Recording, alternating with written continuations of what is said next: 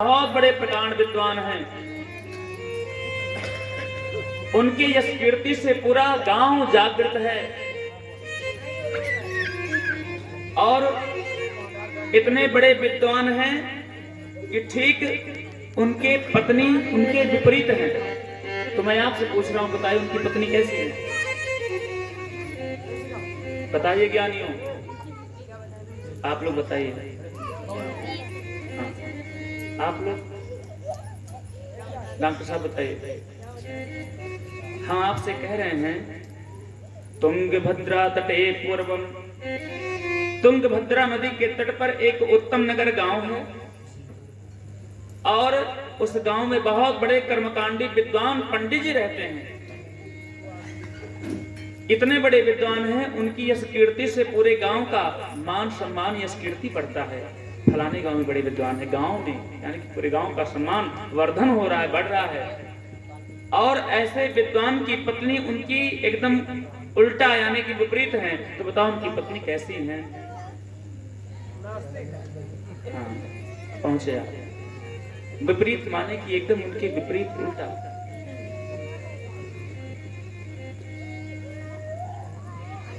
उनके पत्नी का नाम क्या है?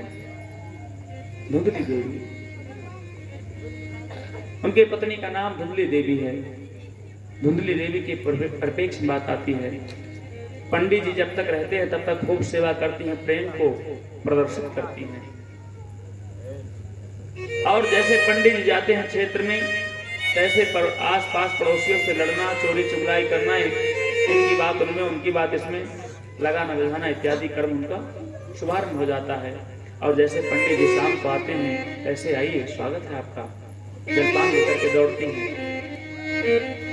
मात्र उनके पत्नी के नाते, उनके पत्नी के दुर्व्यवहार के नाते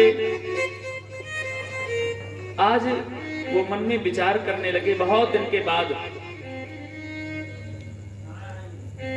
कि हमारे घर में इतना बड़ा अमंगल क्यों हो रहा है। देखिए, हमारे आपके जीवन में जब कोई कष्ट का आने का समय होता है तो सर्वप्रथम संकेतांक दर्शन करा देता है। क्यों बायां अंग फड़कता है, कुछ नहीं समझ में आता है विधिना का जो लिखा हुआ। हमारे पुरुषों के परिप्रेक्ष्य में बायां अंग नेत्र से लेकर के कान, हाथ, जांघ तक फड़फड़ाते हैं। महिलाओं का दाहिना अशुभ माना गया है, दाहिना आप लोग का अशुभ माना गया है। जीवन में घर में अमंगल होने लगते हैं। ऐसे पंडित जी देख रहे हैं कि छोटे से तुलसी का बिरवा लगा रहे हैं जल देने के लिए, वो सूख जा रहे हैं। हजारों बार लगाते हैं पंडित जी, पुनः सूख जाते हैं तुलसी मैया, पितृदोष के कारण, पत्नी के दुर्व्यवहार के कारण। पंडित जी विचार करते हैं, जब से उनका विवाह हुआ है और आज 10-12 वर्ष 7 वर्ष हो गया, तब से एक गौ मैया को लाए हैं। गौ मैया पहले बच्चा भी देती थी, दूध भी देती थी, लेकिन आज पत्नी के दुर्व्यवहार के नाते बाझिन पड़ गई।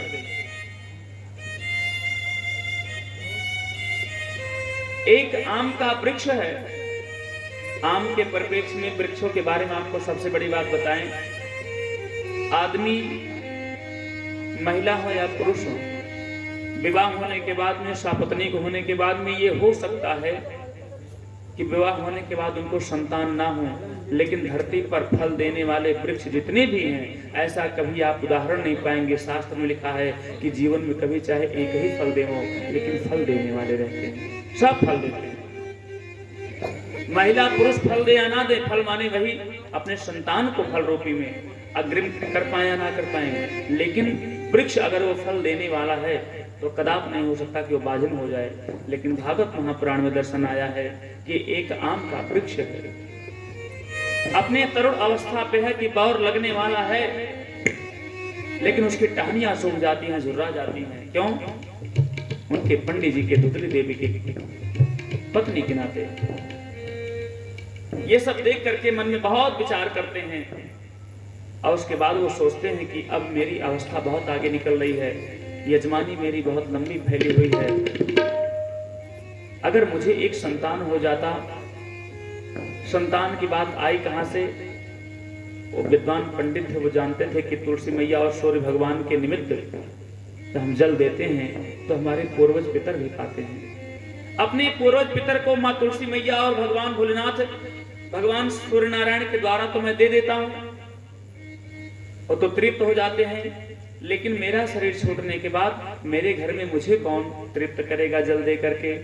इसलिए यानी कि पुत्र कामना की मन में बात आती है और वो घर से विचार करते हुए आस पड़ोस वाले ताना भी मारने लगे कि पंडित जी आपकी पत्नी ऐसी है वैसी है, इसलिए आप घर में तुलसी का बिरवा सूख जाता है और 2 मैया बाझन पड़ गई हैं।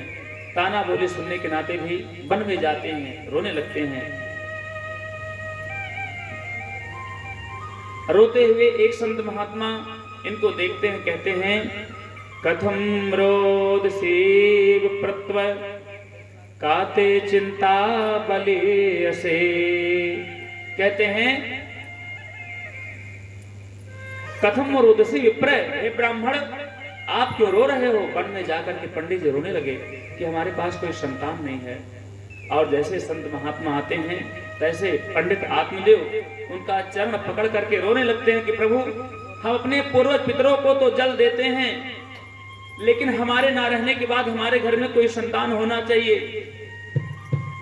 हमको जल कौन देगा? हम कैसे तृप्त होंगे? हमको एक संतान चाहिए।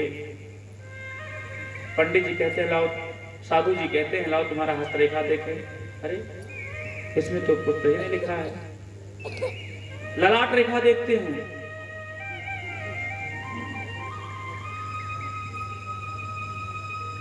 ललाट रेखा को देखते हैं। साधु जी बताते हैं कि आपको एक नहीं 7 जन्मों तक पुत्र का सुख नहीं